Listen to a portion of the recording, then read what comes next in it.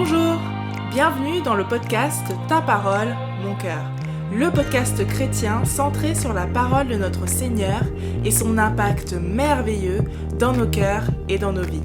Je suis Sophie Camilia et je vais partager avec vous ce que Dieu me permet d'apprendre en nourrissant ma relation avec lui à travers l'étude de sa parole, la prière et toutes mes expériences au quotidien. C'est parti!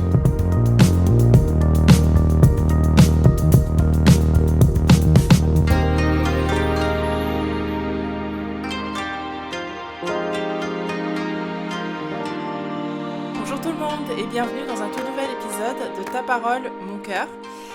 Aujourd'hui, j'aimerais étudier avec vous les épîtres de Jean. Ce sont des épîtres relativement courts, 5 chapitres pour le premier, un seul pour le deuxième et le troisième. Vu qu'ils sont assez compacts, je les ai étudiés comme un tout pour essayer de comprendre les enseignements que Jean veut transmettre à travers ces 3 épîtres. Les épîtres de Jean auraient été écrits vers l'an 110 après Jésus-Christ par l'apôtre Jean, qui se nomme lui-même à plusieurs reprises l'Ancien. Et en effet, il devait avoir un certain âge ou un âge certain quand il a écrit ces épîtres.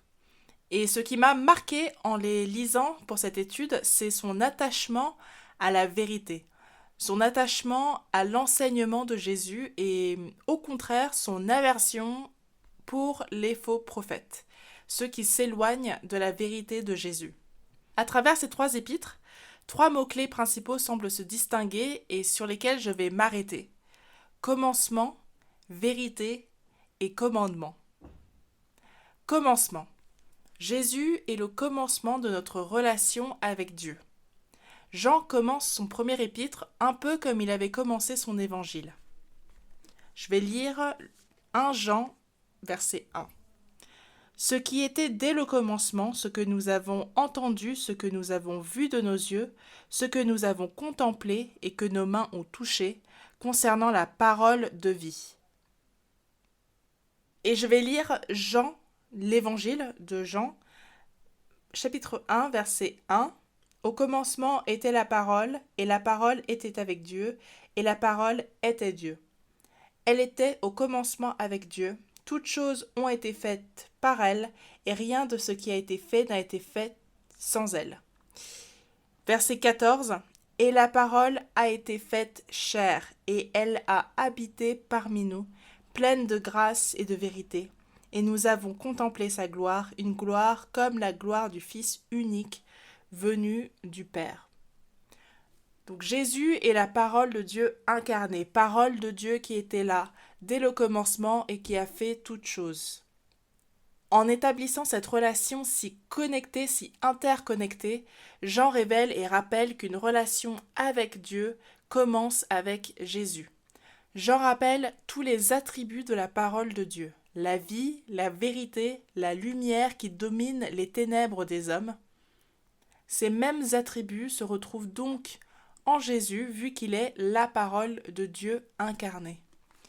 Je vais reprendre 1 Jean chapitre 1 verset 2. Et la vie a été manifestée et nous l'avons vue et nous lui rendons témoignage. Et nous vous annonçons la vie éternelle qui était auprès du Père et qui nous a été manifestée.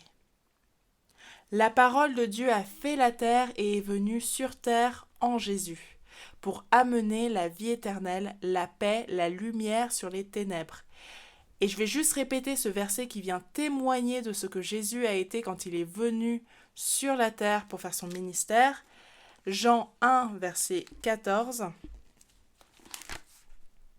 Et la parole a été faite chair, et elle a habité parmi nous, pleine de grâce et de vérité, et nous avons contemplé sa gloire, une gloire comme la gloire du Fils unique, venu du Père. Jésus est présent, plein de grâce et de vérité. Cela amène au deuxième mot-clé que j'ai noté à travers les épîtres de Jean. On le retrouve d'ailleurs dans son évangile aussi, le mot vérité. Il aborde la vérité non comme une expression ou une proclamation, quelque chose qui est dit, mais comme une injonction à rester dans la vérité, à pratiquer la vérité. 1 Jean 1, verset 6. Si nous disons que nous sommes en communion avec lui et que nous marchions dans les ténèbres, nous mentons, et nous ne pratiquons pas la vérité. C'est intéressant parce que moi, on m'a appris à dire la vérité. Donc pratiquer la vérité, mais qu'est-ce que cela veut dire? Jean dit aussi marcher dans la vérité. 2 Jean, verset 4.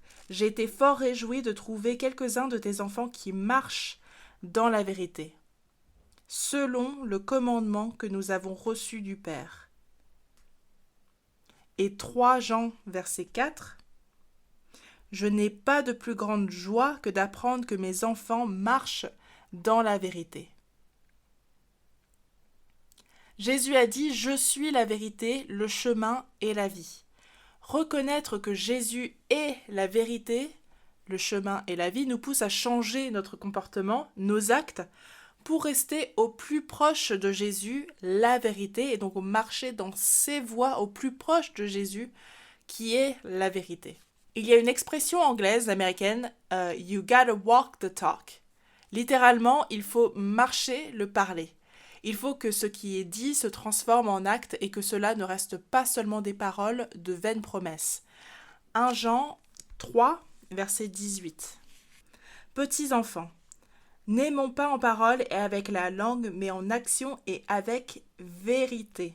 Par là, nous connaîtrons que nous sommes de la vérité et nous rassurerons nos cœurs devant lui. Car si notre cœur nous condamne, Dieu est plus grand que notre cœur et il connaît toutes choses. Bien-aimés, si notre cœur ne nous condamne pas, nous avons de l'assurance devant Dieu.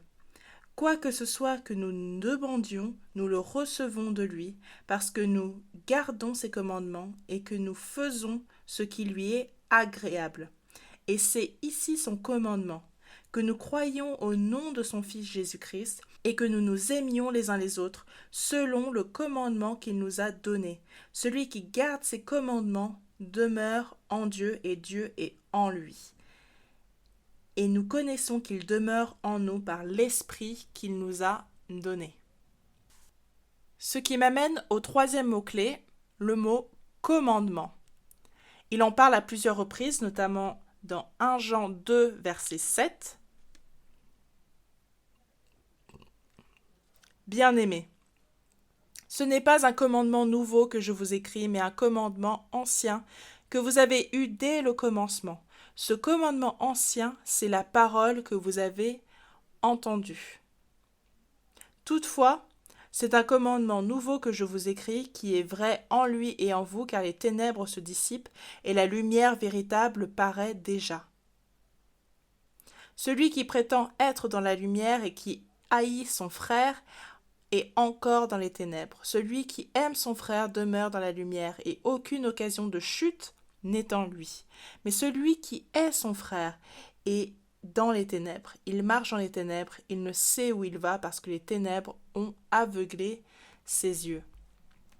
2 Jean, verset 4.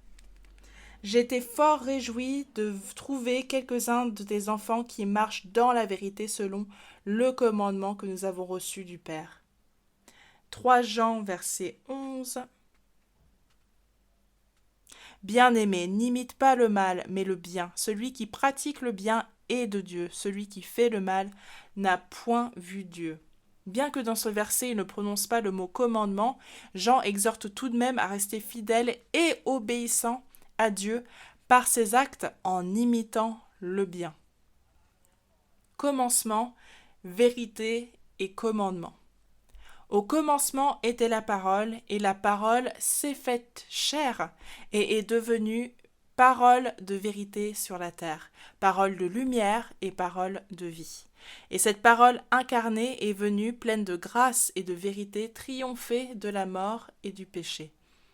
De pécheurs, en Jésus, nous sommes devenus sans défaut et pouvons avoir une relation avec Dieu, relation qui change notre cœur et qui nous pousse à obéir à ses commandements. Les commandements sont donc la preuve matérielle de l'action de la foi que nous avons en Jésus-Christ. Ces 3 mots ne peuvent cependant pas résumer les 3 épîtres de Jean. J'aurais pu parler de la lumière, des faux prophètes et antéchrist, dont Jean parle à plusieurs reprises. J'aurais pu parler de la communion dans la vérité en Jésus-Christ, le pardon des péchés en Jésus. Mais s'il y a un mot-clé dont il faut absolument que je parle en étudiant les épîtres de Jean, c'est l'amour. Car c'est le fil rouge de tous les fils rouges dans ces épîtres. Et je vais lire tous les passages des épîtres de Jean où il parle de l'amour de Dieu et de l'amour de Jésus. 1 Jean, chapitre 2, verset 5.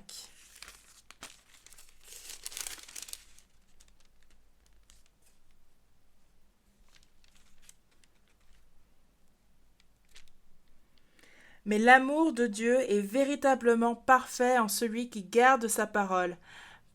Par cela, nous savons que nous sommes en lui.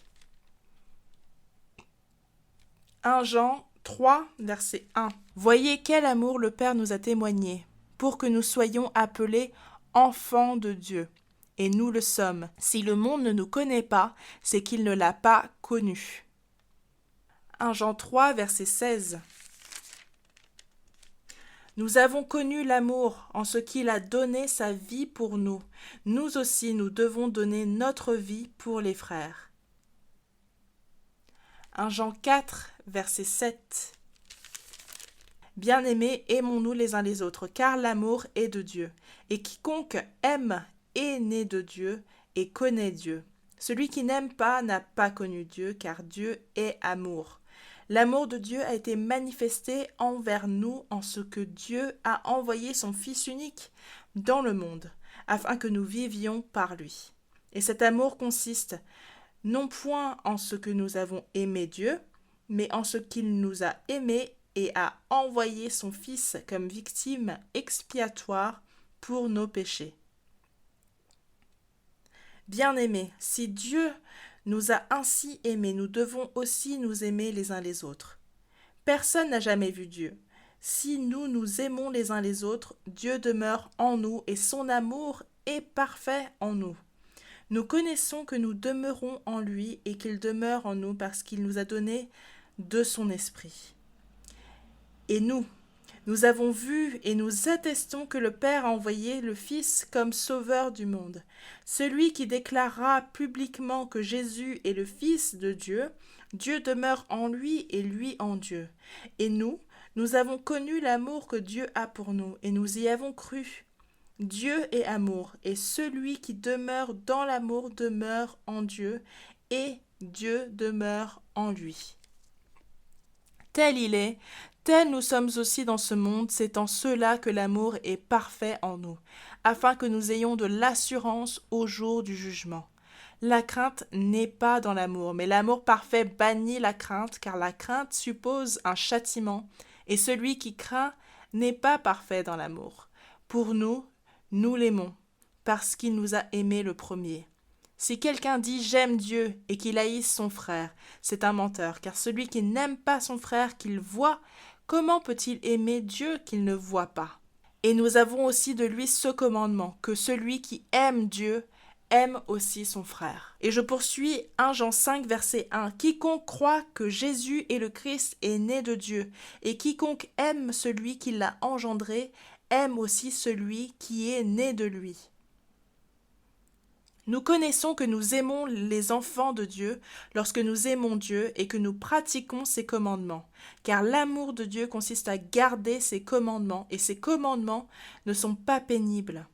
Car tout ce qui est né de Dieu triomphe du monde et la victoire qui triomphe du monde, c'est notre foi.